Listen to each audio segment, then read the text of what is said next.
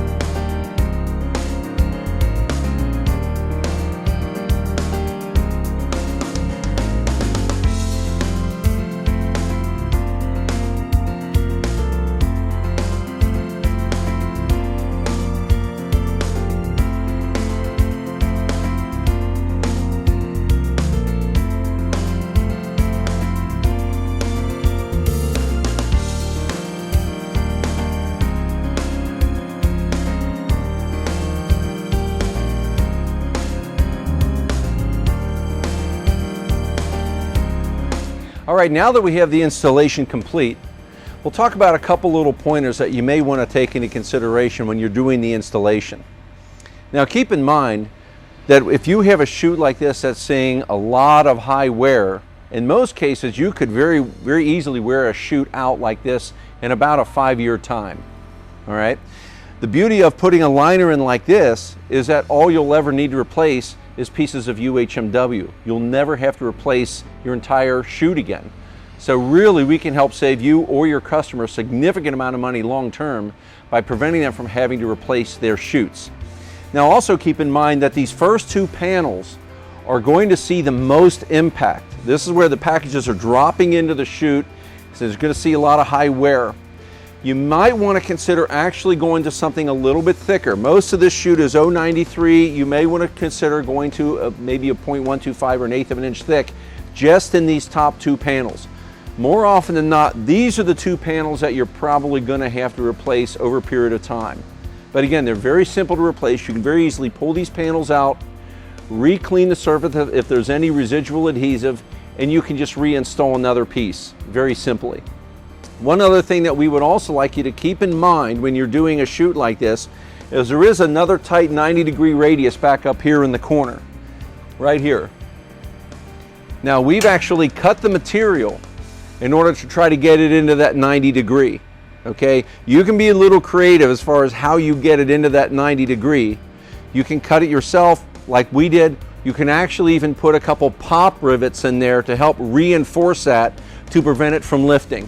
If you do have a spot that lifts, you can very easily get it back down using something just as simple as super glue. Put a little bead of super glue on there, hold it down for a minute. That'll help hold it in place and prevent it from lifting up and becoming a catch point. Obviously, those are things that we have to be concerned about.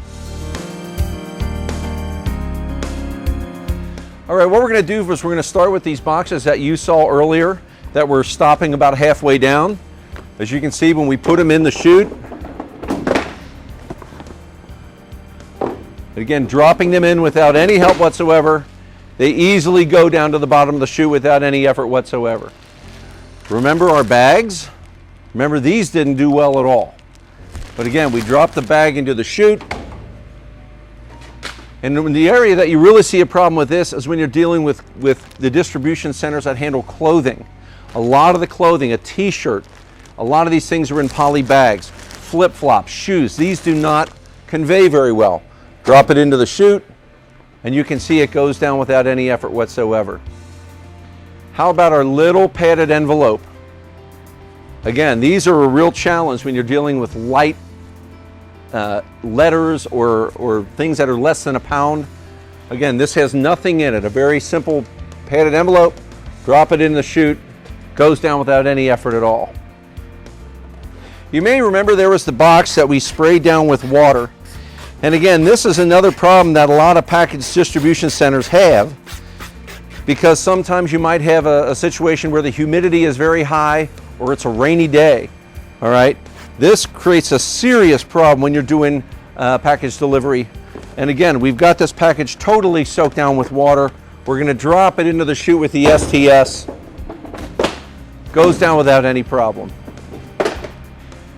Another opportunity is in airports, an airline baggage conveyor. A lot of airports have problems with not only chutes getting damaged, but also baggage getting damaged in the conveyor systems themselves.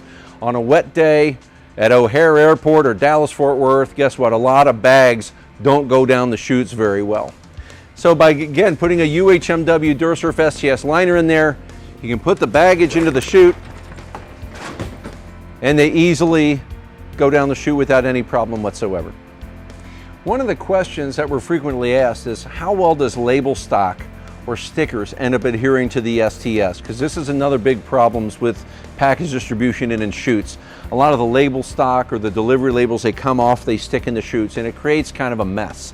Well, what we've done is we've actually taken just a very light padded envelope with some, we actually put the sticky side of the tape on the outside to represent a label.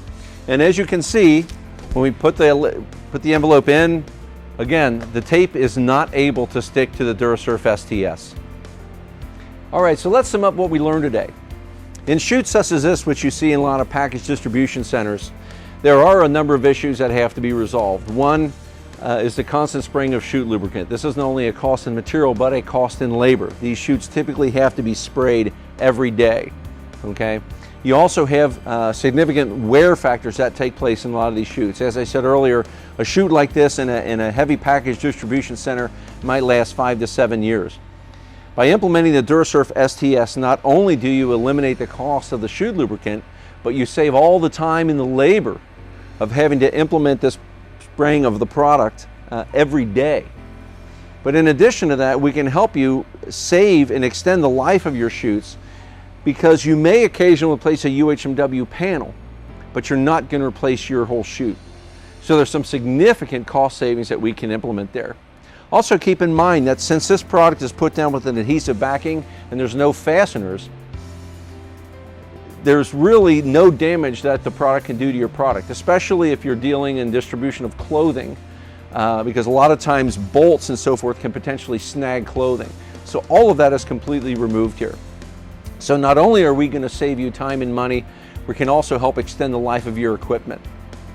If there's another application that you would like to see featured on Make It Stick, please feel free to contact me at pete@crownplastics.com, or you can call us at 800-368-0238. or come and visit us at www.crownplastics.com, where you can see a whole host of videos and training that we have available on our site. Until then, this is Pete Ellerhorst from Crown Plastics, and we'll see you again soon.